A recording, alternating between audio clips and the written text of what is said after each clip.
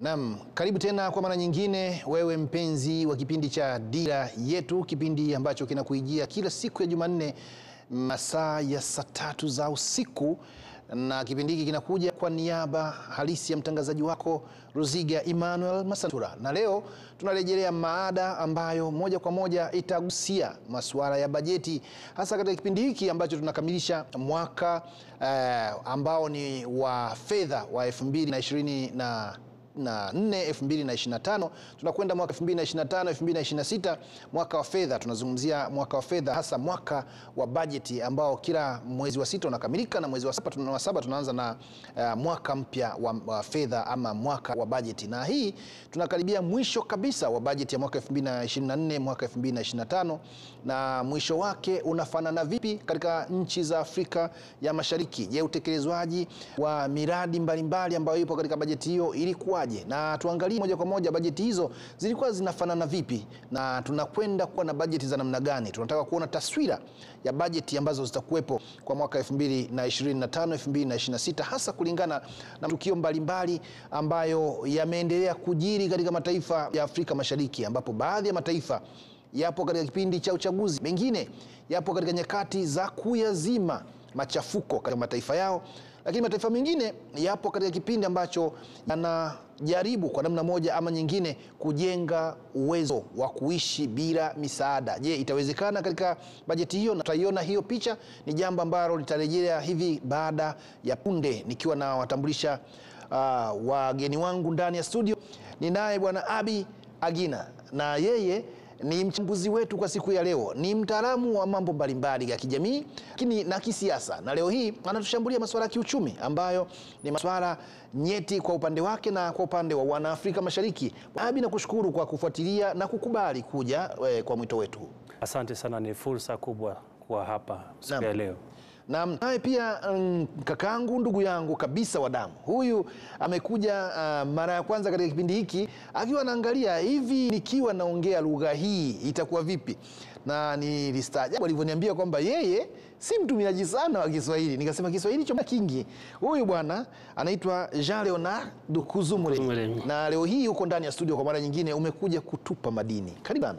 Asante sana Masantora. Tuanze na masuala ya madini hayo ambayo nyinyi nayo moja kwa moja, kwa sababu umefuatilia kwa kina. Tupo mwezi wa 6 ambao unakwenda kukaribia katikati, lakini unakwenda mwishoni, na mwisho wa mwezi wa 6 na maana mwisho wa mwaka wa bajeti. Inakwenda kuwa sura ya namna gani kwa bajeti za mwaka ambazo zinakwenda kukamilika katika mataifa ya Afrika Mashariki? Nyinyi mliona picha ya namna gani katika kipindi hiki cha mwaka 2024 2025 katika bajeti za mataifa haya katika ukanda wa Afrika Mashariki, hasa na changamoto ambazo walikumbana nazo? Tuanze na Bwana Abi. Naam, asante sana. Ukiangalia katika mwaka uliopita, nchi zote katika Afrika Mashariki yamepitia masuala mengi. Kutokana na mambo ya mafuriko, kulikuwa na bado ile changamoto ya corona, bado angalau corona iliisha, lakini bado uchumi haijarejea pale ilikuwepo. Lakini hivi sasa ukiangalia sasa hivi wengi wa Afrika katika hii region yetu wanapitia changamoto moja kubwa sana. Serikali nyingi zimelemewa ili kupata ile ushuru, manake uchumi haijakuwa ikiendelea vizuri. Hii imesababishwa na vitu vingi. Ukiangalia haswa kwa mfano, ukiangalia Uganda, Kenya, Tanzania, kuje Burundi, Somalia pia walijiunga nasi kwenye shirika la Afrika Mashariki, na South Sudan pia. Wote wanapitia changamoto mbalimbali.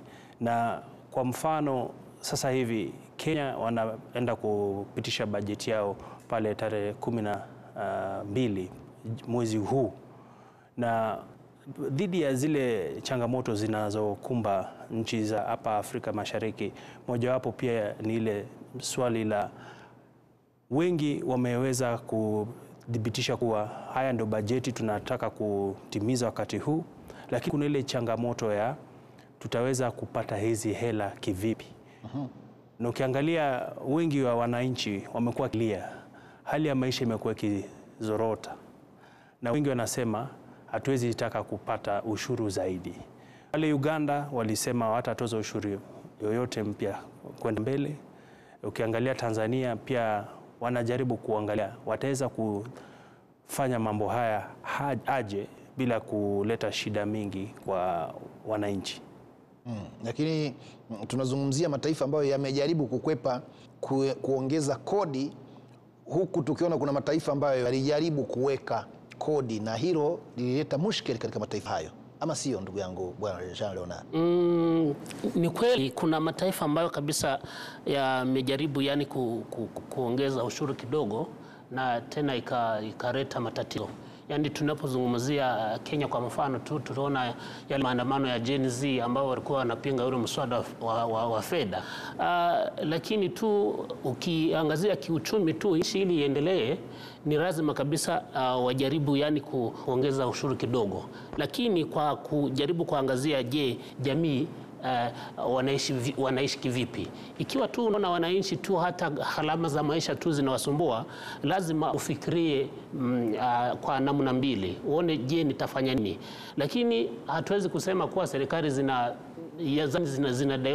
zinalazimishwa kutoongeza ushuru. Lazima ushuru ongezeke kidogo, lakini waangalie je mtu atajikita katika hii mambo kivipi. Ndio maana tu umeona tu katika nchi fulani kumekuwa na masakata mbalimbali. Lakini mtazamo wangu tu naona eti ili nchi iendelee vizuri lazima tu kuwe na na mipango ile na mikakati tu ya kuongeza kidogo na kuzungumzia tu jinsi ya kutoa ushuru, kwani tunaona ili barabara zijengwe, ili miradi mikubwa tu ya kujenga uchumi ifanyike, lazima serikali inatakiwa kuwa na pesa, na pesa hiyo tu inatoka wapi? Inatoka kwa wananchi. Ndio maana tu Bwana Abi, wakati Bwana Jean Leonard anaongea, yupo kama anauma huko anapuliza, kama yupo na kama hayupo. Mimi niliyosema Cuba nimeona kama anasema Gen Z walichokifanya sicho. Kwamba ushuru ama mswada ambao ulikuwa umeletwa na serikali ya Kenya ulikuwa ni sahihi na ungeweza kuwasaidia katika kipindi kijacho. Na wewe ndivyo unavyoona hivyo? Kweli ilikuwa ni jambo la kutanisha. Ukiangalia swala la kuongeza ushuru ni swala nyeti. Manake wengi wa wananchi walikuwa wamefika pale kikomo wakisema tumepitia mengi, tunaomba msizidi kutuongezea ushuru. Kwa sababu gani? Hatujaona ile ushuru umekusanya imefanya kazi ipi? Hiyo ni upande moja. Upande nyingine ilikuwa ni kuwa Rais Ruto alikuwa ametarajia kwamba kuongeza ushuru kupitia ile mswada wa fedha itaweza kupunguza ile mikopo yenye Kenya ilikuwa inapata kutoka Benki ya Dunia na mabenki tofauti zinazohusiana na nchi za Afrika wakati wanapotaka mikopo. Lakini ukiangalia pia swali la siasa huenda ikaingia pale ndani. Manake vijana ni wale. Kuna wanaokosa kazi, wanatumika wanasiasa, wanajitokeza kwenye barabara, wanaleta shida. Na pia kuna wenye wameumia, wanasema tafadhali serikali lazima mtusikize. Kulikuwa na hisia tofauti. Na ukiangalia huu mswada wa fedha, wengi wanasema ilianguka kwa sababu watu wanaohusiana na mawasiliano katika ofisi ya rais au kufanya kazi nzuri. Na katika hiyo shida ikaleta shida kubwa zaidi. Kuwa wengi wa wale Gen Z wanatumia mitandao, wanatumia ya kijamii ili kuweza kusema hii kitu haifai kupitishwa. So ukiangalia pale mbele, nchi ilipoteza sana. Ukiangalia kwa mfano, wanasema baada ya mswada huu kuanguka, serikali ilipoteza zaidi ya bilioni 350 ambayo ilikuwa ipokee kama ushuru kupitia mbinu tofauti. Na kwa sababu hii ilianguka, ilibidi serikali iende tena kwenye Benki ya Dunia kukopa. Wakenya huko wakasema wanalalamika anakopa, wamemlazimisha kukopa. Naam. Kwa namna nyingine. Kwa hiyo na wewe kwa mantiki, kwa sisi tuliosoma Cuba bado tunaona, nao nasema kwamba mswada ulikuwa ni mzuri. Sema tatizo lilikuwa ni mawasiliano hayakuwa sawa. Haikuwasilishwa vizuri kwa wananchi ili waweze kwenda naye sambamba. Na kama mswada unakuwa mzuri na haupitishwi, sasa tunakuja kuangalia adhara ndo kama hayo uliyosema. Ni nini kifanyike ili tuweze kuwa na bajeti ambayo ni ya wananchi? Kwa sababu kuna budget, tunapozungumzia budget tulikuwa tunazungumzia mapato na matumizi. Na wanaohusika ni wale ambao wanakwenda kufanyaje kupata fursa kupitia bajeti hizo ambazo zinakwenda kusomwa. Sasa tufanye nini tuweze kuwa na bajeti ambayo inasimamia maslahi ya wananchi na uongozi ambao unasimamia maslahi ya wananchi? Labda Jean alikuwa anataka kuingilia kitu kati. Ndio. Hapo nataka niingilie kati. Serikali lazima inalazimishwa tu kwenda pale kwenye ngazi za chini na kutafuta mbinu ya kuongelesha wananchi tu kuhusu ni nini kinachopangwa kuhusu bajeti hiyo. Kwani kwa mfano hapa Rwanda kuna zoezi ambalo linalofanyika tu wakati wafanyakazi wa Minekofine wanashuka kwenye ngazi za chini na wakaelezea wananchi kuhusu bajeti ni nini kinachopangwa na serikali. Serikali zinatakiwa zitafute jinsi ya kuongelesha wananchi na kuwaambia ni nini tunachokihitaji. Ikiwa ni ushuru, waambie jamani, huu ushuru utafanya hivi na hivi. Na tena tuna dalili kwamba ushuru umefanya vitu vingi. Kwa mfano tukiongelea mambo ya ushuru hapa Rwanda, kuna barabara nyingi zilijengwa katika miji midogo ambayo hii miji ambayo inasaidia Kigali.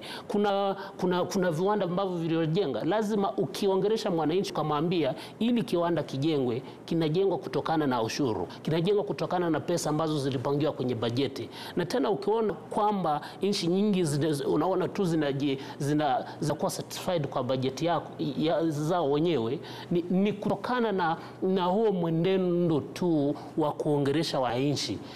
Si lazima kuamka asubuhi moja tu wewe kama mwanasiasa umekaa na mtu fulani na uamka kaambia wananchi. Lazima kuna utaratibu huo kuongelesha wananchi na kufanya hiyo mobilization tu ili watu wajue nini kinachoendelea. Na tena tukifanya hii kitu lazima tutanufaikaje.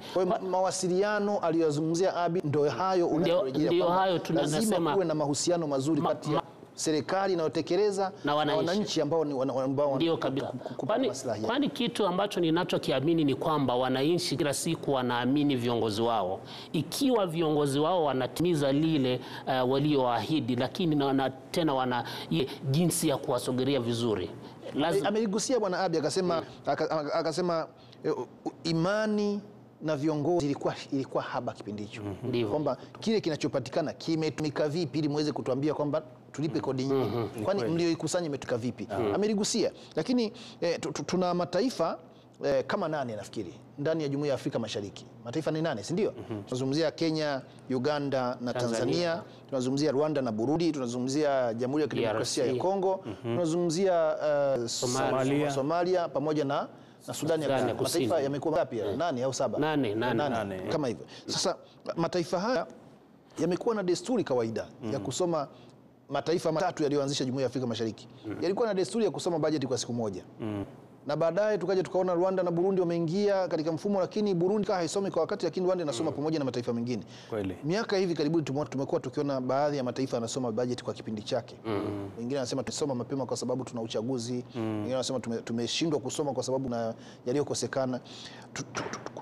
Tunaiona jumuiya moja katika kipindi cha kusoma bajeti kweli, au bado hii inatupa picha ya mfumo wa kifedha ambao bado haujaungana? Kweli umezingatia swali nyeti kabisa, kwa sababu kabla ni kujibu ningependa kuchangia kwa ile mswada alikuwa anaongelea kuhusu kwa nini watu wengi hawataki kuhusishwa wakati inaleta masuala ya ushuru. Kwa mfano pale Kenya, wakati wananchi wanapohusishwa kujulishwa kwamba katika mwaka wa bajeti huu tumepanga miradi fulani, ile inasaidia. Ukiangalia katika mfumo wa ugatuzi, imeweza kuwezesha Kenya kwa mfano kuweza kudhibitisha miradi tofauti kuanzia ngazi mbalimbali katika nchi nzima. Imekuwa ni kitu ambayo wengi wamesema ni mfumo ulioleta maendeleo katika nchi.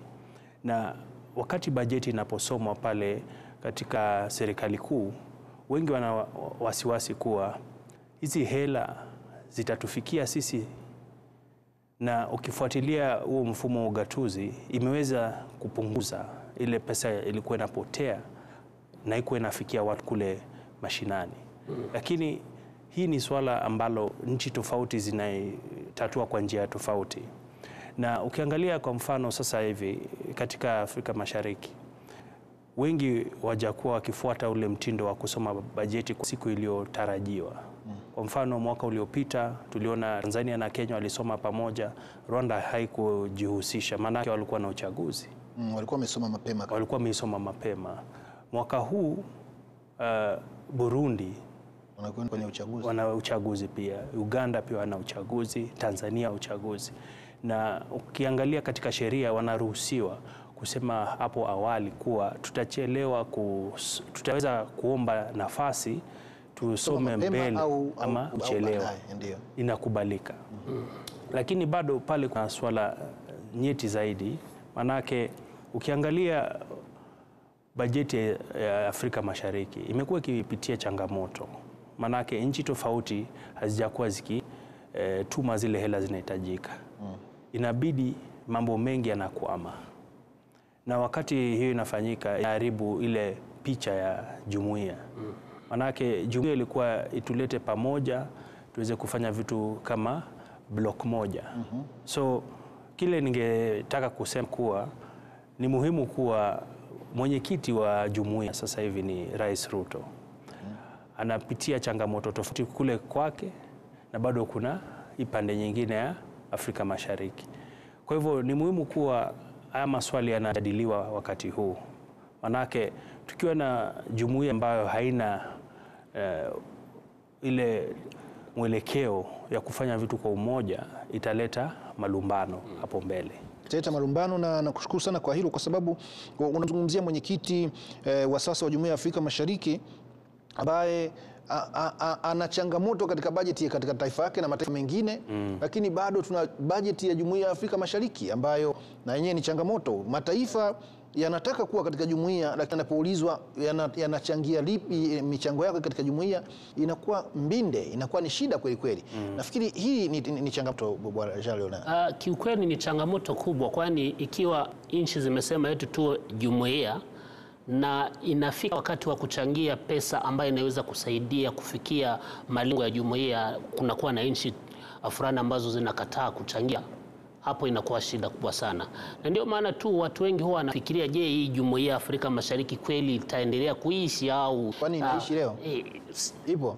Yani tu inaishi lakini katika karatasi tu, lakini kimatendo tu tunaipata haishi. Ikiwa mwananchi, ikiwa mwanamemba mmoja tu hachangii, wengine wakachangia, mtu akamaliza miaka 2 3 hivi bado hajachangia kitu, unaona tu. Na kuna bunge, kuna mahakama, ndio kuna sera nyingi, wafanyakazi wengi ambao wanatarajiwa kufanya ili tu Afrika yani jumuiya iendelee. Hilo ni swali kubwa sana ambalo sijui ikiwa ni wanatakiwa kukaa pamoja tena walizungumzie na watafute ni jinsi gani jumuiya kabisa itaendelea kama ilivyo. Unajua tu walizungumzia mengi, yani walizungumzia yani pesa moja, lakini hiyo tu haikuwepo. Ile sakafu moja walikuwa wanaizungumzia. Nini walizungumza mengi sana.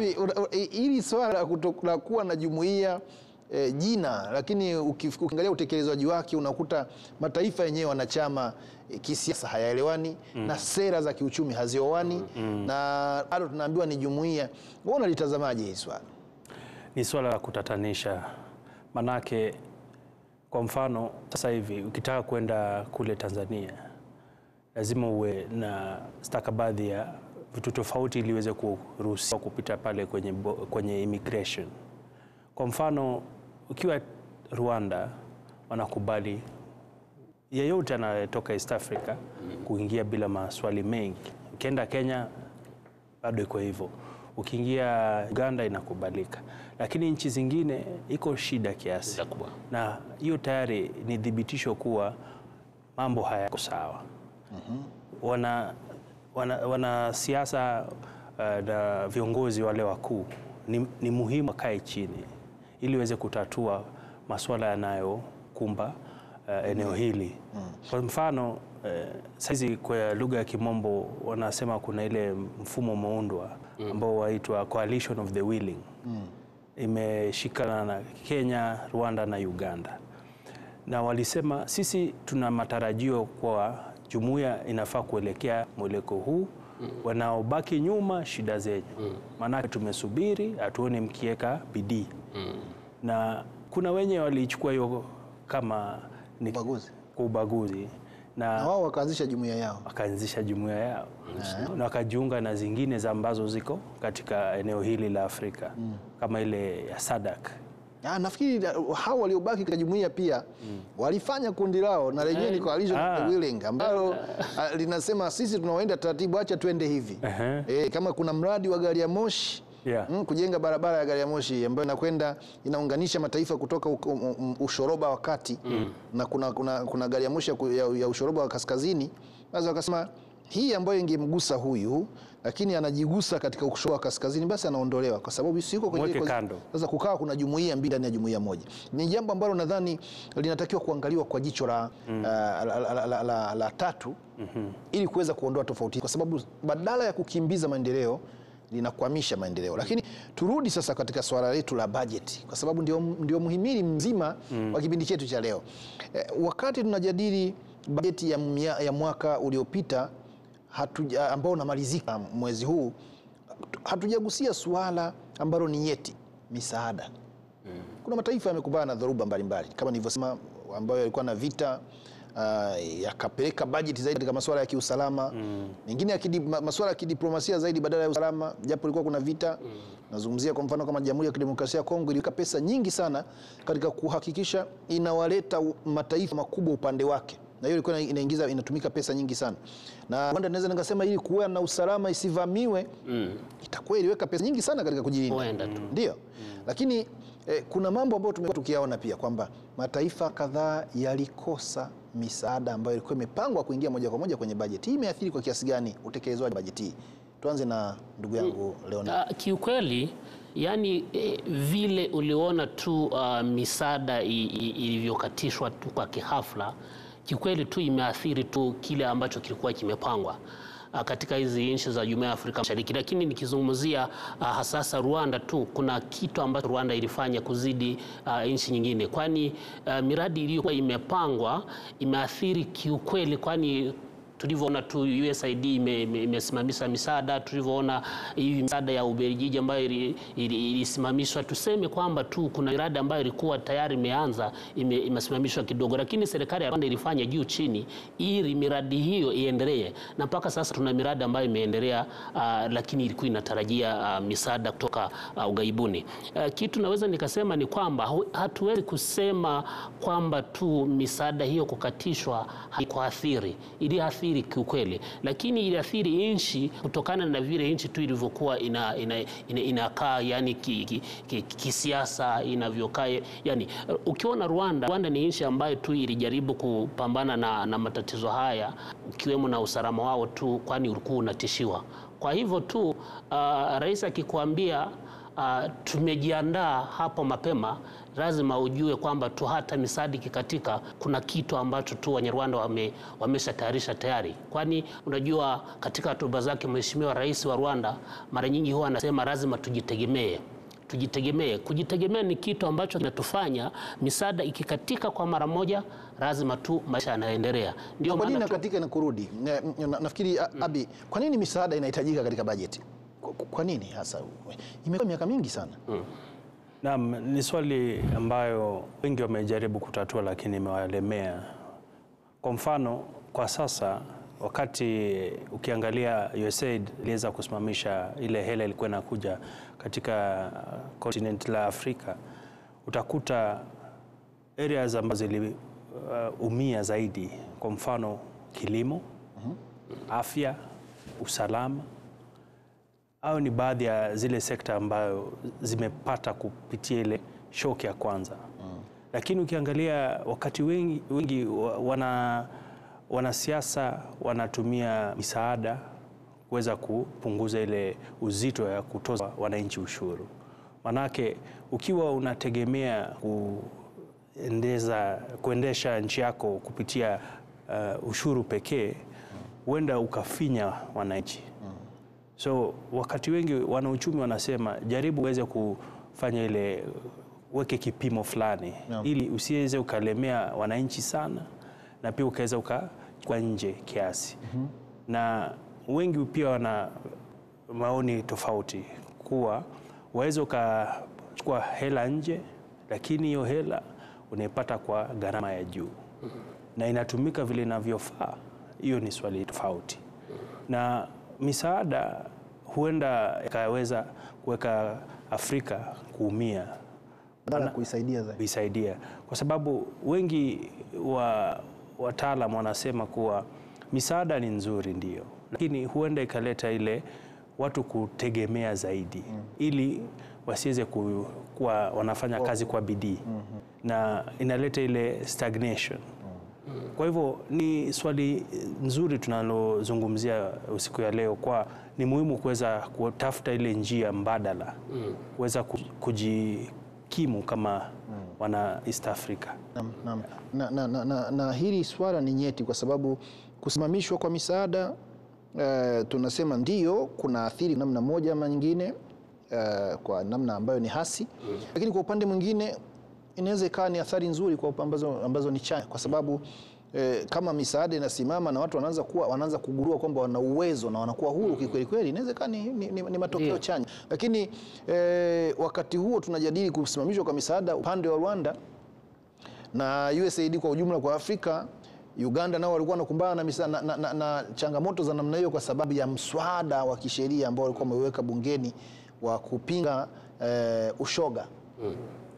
Na hii inakwenda moja kwa moja inakwenda nagusa pia miradi ya maendeleo, kwa sababu sio kwamba wanasimamisha miradi inayokwenda kwenye ushoga, wanasimamisha pesa inakwenda kwenye kilimo kama ulivyosema, na hii inaathiri masuala ya uzalishaji katika taifa. Lakini hiyo inatupa picha gani? Inatufundisha nini katika kutengeneza bajeti mpya? Tunakwenda kwenye sehemu ya pili sasa ya kipindi chetu.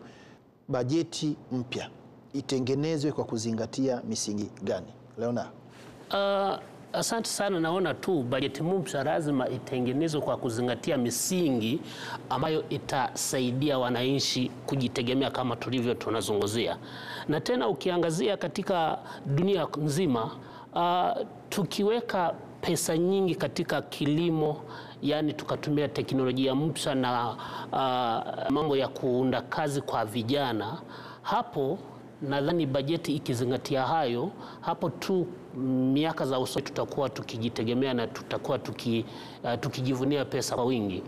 Tunaona kilimo inafanya watu waongeze vile ambavyo wanauzisha nje, na tena mkikuwa na mazao mengi, bidhaa ambazo mnazipeleka nje kabisa, hapo bajeti yenu tu inaongezeka. Ni lazima tu serikali izingatie kusema eti tukiwekeza katika kilimo hapa kabisa tutakuwa tukifanya jambo zuri, kwani hapo kilimo kitasaidia.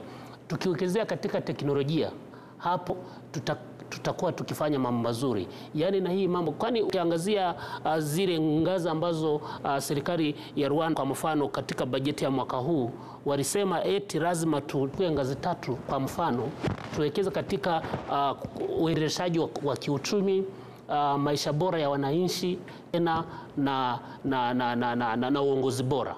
Na tena tukiingia katika ndani yani katika mambo hayo, tunaona kabisa serikali inatakiwa iwekeze katika miradi ambayo itasaidia wananchi ili wapate pesa kiurahisi, na hicho kilimo tu itakuwa mojawapo ya vile ambavyo vitasaidia. Abi, ni vipaumbele vipi ambavyo unadhani vinatakiwa kufanyika kuwepo hapa? Nafikiria ndugu yangu Jean Leonard amezungumzia swali nzuri sana, kuwa kama nchi tunazotaka kujitegemea lazima tuwe na kujiambia ukweli. Manake misaada huenda yakaisha. Tumeona dalili za nchi tofauti kuzidi kuondoa ile misaada ilikuwa inakuja Afrika. Na kwa mfano sasa hivi Afrika iko na vitu tofauti ambazo inauza kule nje kupitia njia tofauti. Kwa mfano hivi sasa Rwanda huwa wana export vitu tofauti, kahawa, chai, madini, chai. Na wakati mengi unakuta tunapata tunazalisha vitu tofauti, lakini hatupati ile hela haswa. Manake hatujafanya ile wanaita value addition. Na ukiangalia kuongeza thamani, asante. Na ukiangalia serikali nyingi zinajaribu kuzingatia masuala ya kuweza kuboresha maisha ya wananchi ili kupitia hizi njia za kuongeza thamani. Na swali nyingine ni kutumia teknolojia. Teknolojia imewezesha uchumi tofauti kuweza kusonga mbele zaidi. Ukiangalia pale sasa kuna wale majenzi ambao wamependa sana mitandao ya kisasa. Pale serikali inaweza kuunda hela yake pia. Manake hapo utawakuta wengi wanaunda hela, kuna wenye wanaanza, kuna wenye wamekomaa. Itabidi serikali izingatie ni miradi gani tunaweza tukayafuata ili kuweza kupata hela hapa na kule. Ningependa kuzungumzia hili swala la bajeti. Ukiangalia kwa mfano, Kenya saizi bajeti inayokuja itakuwa trilioni 4. Trilioni 4 ni shilingi za Kenya? Shilingi za Kenya. Uganda itakuwa trilioni 72. Shilingi za Uganda. Shilingi ya Uganda. Rwanda ni trilioni 7 shilingi ya Rwanda. Tanzania itakuwa trilioni 57 ya shilingi ya Tanzania. Na mengi ya bajeti haya yanazingatia zaidi utozaji ushuru. Utozaji ushuru hauwezi ukaendeleza nchi sana. Ni muhimu kuwa tuweze kupata hela kutoka wale waliokuwa kule nje, ambao kwa Kiingereza wanasema diaspora. Na hii ni area pia serikali zinaweza zikafuata, zikaona ni nini tunaweza tukawekeza pale ambao wanaweza kutuma hela ili waweze kuokota zaidi. Manake wakizidi kuongeza ushuru inaleta ile tashwishi la watu wanasema tumetosheka, tumefinyika, na ni muhimu serikali zingatie vyanzo vipya vya mapato kabisa. Ni kweli, na nafikiri wazo hilo linaweza likasikika zaidi kwa wanasiasa na watengeneza sera za serikali, lakini bado tupo katika mada hii ambayo inajadili kuhusu bajeti mpya za mataifa ya Afrika Mashariki. Kipindi ni Dira Yetu, na ninao wageni wangu studio siku hii ya leo ambao ni Bwana Abi Agina ambaye amekuja kuchangia na yeye kwa namna moja ama nyingine, pamoja na Bwana Jean Leonard Dukuzumuremyi ambaye kwa upande mmoja ama mwingine ni mara yake ya pili katika kipindi hiki, na mchango wenu nafikiri kwa siku ya leo watu watajua nini kilichopo katika bajeti kabla hata mawaziri hawajaenda katika bunge kwenda kuonyesha, kwa sababu kilichomalizika katika bajeti iliyopita ambayo inamalizika mwezi huu wa Juni na kile ambacho kinakuja kuanzia mwezi Julai vinatoka katika vinywa vya watu ambao wanafanya upembuzi yakinifu kama hawa. Ndio maana tunafanya sisi mapema kujadili, ili msije unasema tumeshtukizwa, kwa sababu tunao watu ambao wanaweza kuwa na utaalamu wa kuangalia kwa namna moja ama nyingine. Je, wewe unaionaje? Ndio maana tunasema usisahau kufuatilia vipindi vyetu, lakini kama una ulazima kwamba chochote kile, maoni, ushauri, unaweza kuwa unatutumia kupitia mitandao ya kijamii kutuambia unakionaje kipindi hiki, tuboreshe wapi na wapi unadhani tuendelee kugusa kwenye tundu lile, kwa sababu hautaki tuachie, kwa sababu udhani panakupa ile burudani ambayo unahitaji zaidi. Kipindi ni Dira Yetu. Tuje katika awamu hii ya pili. Tulikuwa tunajadili zaidi masuala ya bajeti sasa inayokuja, lakini bajeti hii inayokuja itakuwa na chaguzi nyingi. Serikali ya Jamhuri ya Muungano wa Tanzania inakwenda katika kipindi ambacho ni cha uchaguzi. Serikali ya Burundi inakwenda katika uchaguzi mkuu wa wabunge pamoja na wawakilishi pamoja na rais wa nchi. Na wakati huo Uganda inajiandaa na uchaguzi mwaka 2026 ambao bado haijajulikana itakuwa ni nani anachuana na nani. Lakini Kenya pia tumeona watu wameanza kujadili mwaka 2027. Wanaijadili kwa namna moja ama nyingine kwamba upo uwezekano aliyekuwa makamu wa rais akaja kwa sura nyingine. Rigathi Gachagua akaja kwa sura nyingine. Vitisho, mnadhani vitisho? Sasa hizo bajeti tunazozungumzia zinatupa picha. Rwanda imetoka katika kipindi cha uchaguzi. Jamhuri ya Kidemokrasia ya Kongo imetoka kwenye uchaguzi wake. Somalia na Sudani ya Kusini Sudani ya Kusini kumerudi machafuko upya. Sidhani kama tunajadili kama tulivyokuwa tunajadili miaka 5-6 nyuma, kwamba mataifa mengi yamewekeza katika miundombinu na nishati, katika biashara ya viwanda na uzalishaji, katika kilimo. Sasa tutarajie hayo mnayoyaona katika bajeti ya kawaida, kwa mambo ya kawaida kabisa, sura ya kawaida ambayo mmezoea kuiona katika bajeti, ama kipindi hiki kuna mabadiliko, Leonard? Kwa mtizamo wangu naona kipindi hiki kutakuwa na mabadiliko kidogo kutokana na hali ya ukanda. Kwani nchi zikijiandaa kuingia katika uchaguzi lazima bajeti tu kunakuwa na marekebisho kidogo. Na tena tukizungumzia usalama katika nchi hizi za Jumuiya ya Mashariki, tunaona tu lazima bajeti itabadilika kidogo, kwani hawezi kuwa na nchi kama Rwanda ambayo ina tishio huko mashariki mwa DRC na ukasema kwamba eti bajeti itaendelea kuwa ile ile tu. Lazima kutakuwa na kitu kidogo na marekebisho kidogo, kwani vile vote nchi zinavyopanga usalama ndicho kitu kinakuja mbele. Ingawa katika bajeti tu hawatuambii wameweka yani pesa fulani katika usalama, lakini usalama ndicho kitu kinaongoza. Na tena tu unaona tu katika nguzo zile za bajeti tu kunakuwa na zile nguzo 3 ambazo ni kuboresha kiuchumi, ni uongozi bora, na tena tunaona tu ni maisha bora ya wananchi. Hizo ndizo nguzo 3 ambazo kila bajeti inazingatia. Unapo yani zungumzia kuhusu Rwanda, unaona tu lazima wamefanya juu chini tu ili wawekeze katika hizo nguzo 3: kuboresha kiuchumi, maisha mazuri ya wananchi, ambapo tunaona tu miradi kama miundombinu yani mingi tu imefanyika. Kwa upande wangu kabisa naona bajeti kutakuwa na mabadiliko kidogo, lakini mabadiliko yale ni lile ongezeko la bajeti. Kwa mfano tu umeona Rwanda imeshaongeza kama simekuwa ni bilioni 6. Bilioni 6, sababu 6,000 tu ni 6,000. Wanyarwanda Kinyarwanda waga hakuna ndio 6,000. Si kumekuwa na ongezeko fulani, lazima ikiwa unaona 7,000 nani 7,000 ina trilioni 7, yani trilioni 7, ikiwa kuna ongezeko hilo fulani, na lazima kuna matarajio mengi ya nchi hizo. Hatuwezi kusema kwamba tu nchi zimekaa lakini zimefanya kitu tu ili bajeti iongezeke, iendelee kuwa. Bwana Abi, wakati tunajadili haya bado kuna uhaba wa chakula katika mataifa haya, hayajajitosheleza. Tusiseme uhaba, tuseme mataifa haya bado hayajajitosheleza. Teknolojia inayotumika katika kilimo bado ni ya chini ya kutegemea mvua misimu. Lakini bado hatuoni kama bajeti hizi zinakwenda kwenda na makubaliano na Marabo, ambayo angalau 10% ya bajeti ziwe zinakwenda katika sekta ya kilimo.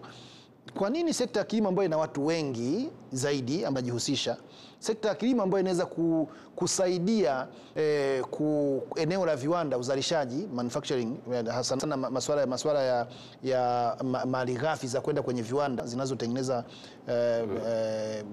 bidhaa za kilimo, lakini pia inatoa nafasi za kazi kwa watu wengi. Na katika sekta ya huduma ama services, watu ambao wako katika kilimo ndio wanatakiwa kwenda kutoa bidhaa ambazo zitakuja kusafishwa na ambao wako kwenye services, na viwanda vitakuja kuzalisha. Kwa hiyo mimi nadhani kilimo kwa nini kilimo hakipewi kipaumbele inavyotakiwa katika mataifa haya, na wakati hajajitosheleza kwa chakula na anataka kuwa huru bila chakula? Kwa hiyo ni swali muhimu sana, manake nikiangalia wengi wa wananchi kutoka Afrika Mashariki hivi sasa wanataka serikali zao zipe kipaumbele masuala ya uchumi. Sio kama miaka zilizopita kuwa fulani alikuwa amependwa utapata kupita kwa urahisi. Wakati huu wananchi wanataka kujua ni nini umechofanya wakati ulikuwa kwenye kiti ya uongozi.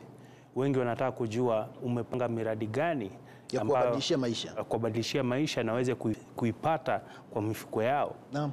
So ukiangalia pale mbele, uchaguzi inapokaribia, wengi watapea kipaumbele masuala ya uchumi, masuala ya kupunguza kodi, masuala ya kuzalisha zaidi ili waweze kupata mapato zaidi. Kwa mfano kwa wakulima ambao wanafanya kupanda mimea tofauti, Na ukiangalia hivi sasa kilimo katika Afrika huenda ikawa hii ndio sekta ambayo inaweza ikainua ili region. Manake kilimo imeweza kuzoea kuleta mapato, na ukiangalia pia wengi wa wakulima sasa hivi wanapitia changamoto mbalimbali.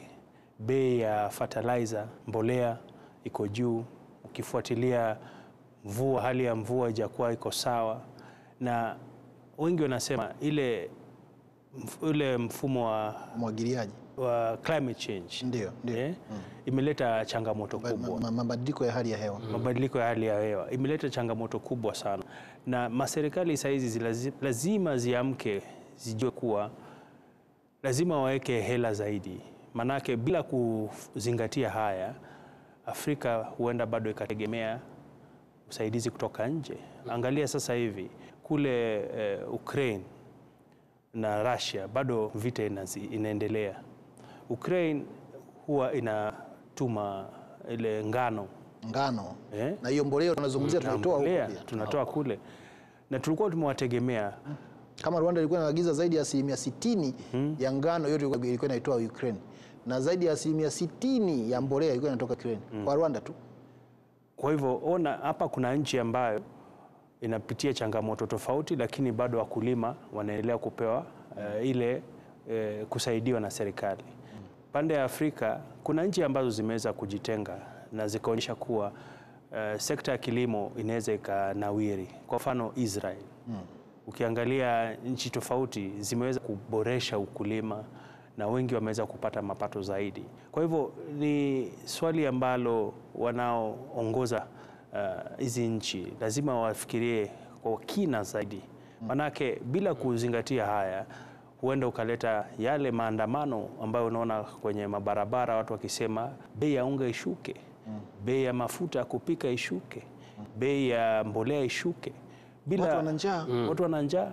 Lakini Abi, kabla sijakuachia katika hilo, ningependa uniambie ungekuwa waziri wa fedha na mipango ya kiuchumi, kwenye kilimo ungeweka asilimia ngapi?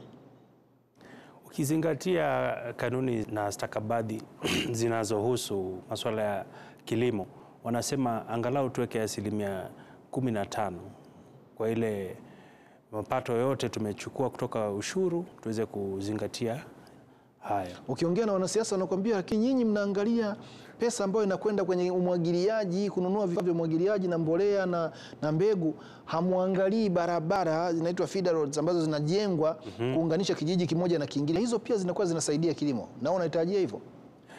Ndio, huenda zote zinasaidiana, lakini kwa mwanasiasa haja yake ni kucheza na maneno na kuweza kuambia wananchi tunafanya miradi fulani ili muweze kupata nafuu. Lakini mwananchi anasema tumechoka na kusikia vitu tumezoea kusikia. Hivi sasa tunataka mbadilishe ili tujue tunachukua mkondo upi.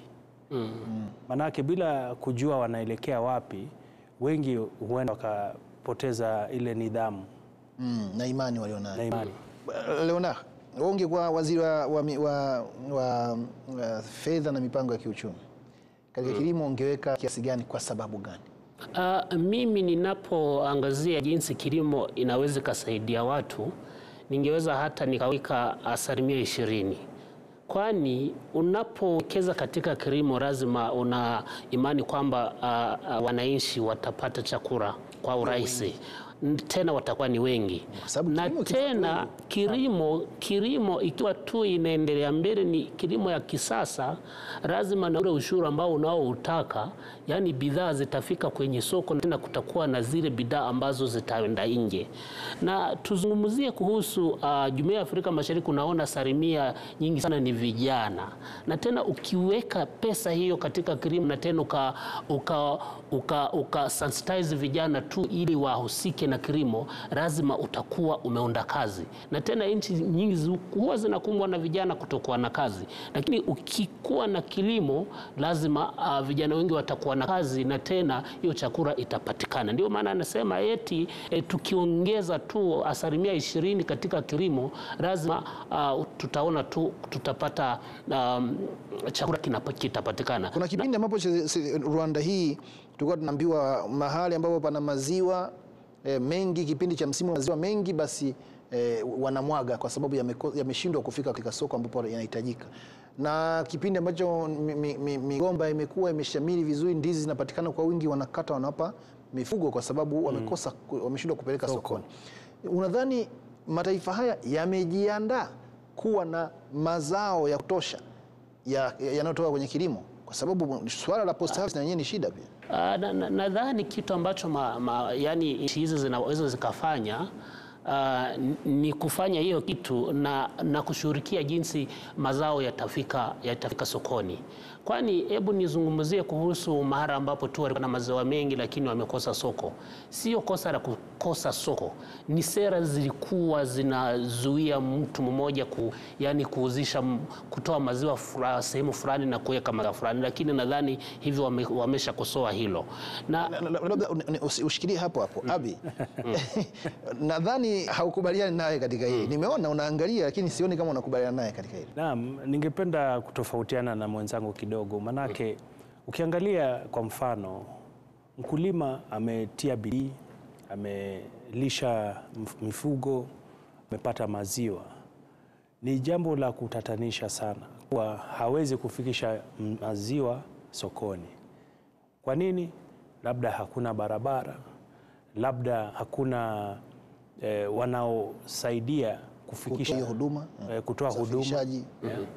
Lakini pia la muhimu, na ningependa pia kusimama na ndugu yangu, ukiangalia nchi nyingi bali na kutoa ushuru, ni muhimu pia waangalie ni nini tutakazofanya zitaweza kuwezesha kilimo iwe inavutia vijana, iwe inaweza kuvutia watu mbalimbali. Kwa mfano hivi sasa ukienda kwenye duka kununua mbolea, bei iko aje?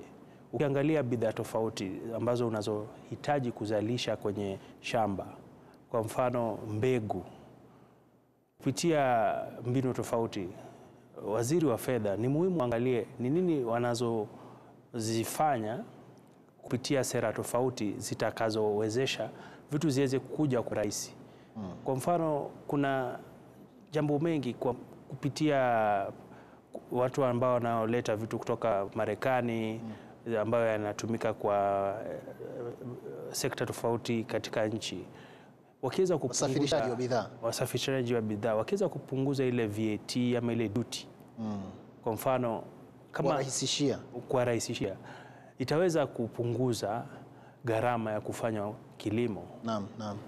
Miradi kama hayo ndio ataweza kuinua Afrika. Na pia kuwa na ujuzi wa kutosha katika sehemu mbili. Moja, tunapozungumzia waliopo katika sekta ya kilimo, wana ujuzi kiasi gani wa kuweza kuwekeza katika viwanda vinavyochakata bidhaa za kilimo? Kwa sababu unapataje maziwa wakati unaweza kuyaweka katika mfumo wa unga yakatumika kipindi cha ambacho hamna maziwa? Maziwa yakipatikana na mwagika. Unapata ndizi, unashindwa kutengeneza chips ambazo zitakuja kutumika za ndizi baadaye wakati ni jambo ambalo linahitaji ujuzi. Lakini ujuzi mwingine, sekta ya kilimo inakosa wawekezaji kwa sababu wanasema kuna hatari nyingi za kupata hasara. Lakini mara nyingi inatokana na ujuzi mchache wa watu waliopo benki kujua kwamba sekta hii ya kilimo ikoje, kwa sababu hawaipendi na hawaijui. Wanapenda kula, lakini chakula kinapotoka hawafikirii vizuri na kusoma. Na kwa hiyo nafikiri kwa namna moja ama nyingine serikali iangalie katika utengenezaji wa bajeti hizi ili wajue tunatoa ujuzi wa namna gani ili watu waweze kufanya kazi inayotakiwa katika kila sekta. Lakini wakati tunamalizia kipindi chetu cha leo, tuangalie kwa nyinyi ambao mpo hapa na mnaangalia kwa jicho la tatu utengenezwaji na uandaaji wa bajeti katika ukanda wa Afrika Mashariki. Mnadhani kwa kuzingatia nini wanaotengeneza sera na bajeti za kiuchumi za ukanda wa Afrika Mashariki wanatakiwa kuangalia katika kipindi cha miaka 5 na miaka 50 ijayo? Nafikiri Jean unataka kuanza. Mimi naweza nikasema kwamba kitu ambacho wanatakiwa kutia mkazo ni kuangazia ni nini tutakachokifanya ambacho kitaendeleza uchumi wa nchi zetu. Na kama tulivyokuwa tunavizungumzia, lazima wafikirie kuhusu yani ujuzi ambao watu watakuwa nao ili uchumi uendelee. Kwani tunapozungumzia, nadhani nimezungumzia kuhusu vijana, tumezungumzia kuhusu kilimo, tumezungumzia kuhusu mambo mengi. Lakini lazima katika bajeti zetu wanasiasa yani wale ambao wanazingatia sera wazingatie na wafikirie kuhusu ujuzi wa watu ambao watatekeleza yani miradi hiyo ya utekelezwaji wa miradi ya kiuchumi. Kitu kingine ambacho ninaweza nikasema, tunaona tu tunapozungumzia kuhusu teknolojia, lazima wazingatie kwamba teknolojia itatusaidia kutokana na hii mabadiliko ya hewa. Hivi sasa kwa mfano ninaweza kusema Rwanda kuna kitu ambacho kimeanza kufanyika hasa kwa vijana. Unaona kuna vijana ambao wako kwenye cooperatives wanafanya hizi greenhouse, wanafanya kilimo katika greenhouse. Hilo ndicho kitu ambacho kinaweza kikasaidia serikali watafute mbinu za kusema eti tutaongeza ujuzi namna hii ili uchumi wetu iendelee, ifikapo hata tunakutana hata na mabadiliko ya hewa. Lazima wazingatie kila kitu haya mabadiliko ya hewa, na tena kila nchi izingatie kuhusu yani, je, tutachunga yani usalama vipi? Kwani usalama wa nchi ni kitu muhimu ambacho kinaweza kusaidia watu wote. Lazima kwanza umeamua kugusia usalama wakati nikuuliza tuweke wapi pesa.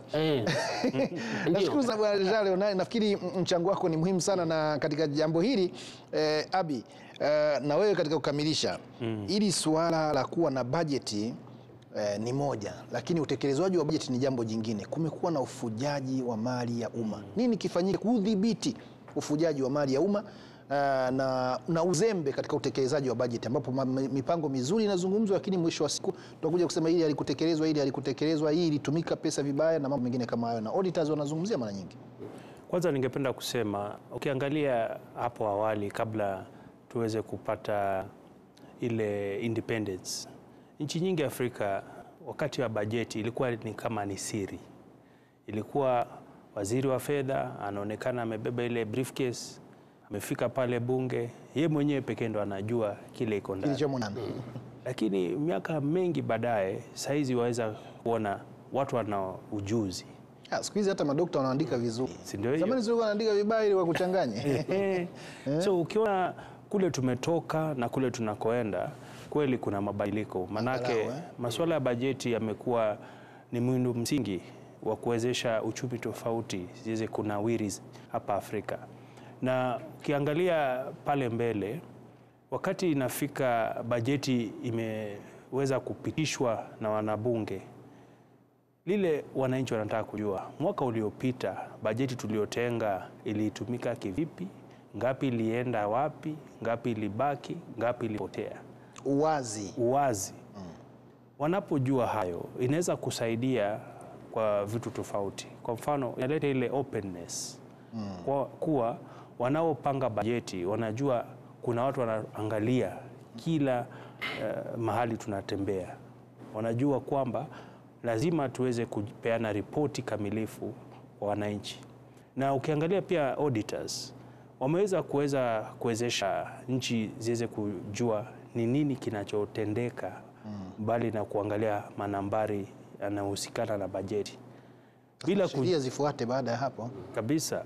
Manake unakuta bajeti mingi hapa Afrika zinapotea kwa ufisadi. Kwa sababu ya ufisadi na ubadhirifu wa mali ya umma. Kabisa. So kile ningependa weke kaze zaidi tukisonga mbele iwe utumizi wa bajeti, na pia kuweza kusema wakati mtu anapopeana ile wanaita State of the Nation Address ya rais, manake kila mwaka lazima rais aeleze wananchi hali halisi ya nchi, naongeleshe bunge kuwa kama nchi haya na haya litendeka. So ni muhimu tujue vile bajeti imetumika na vile bajeti imepangwa.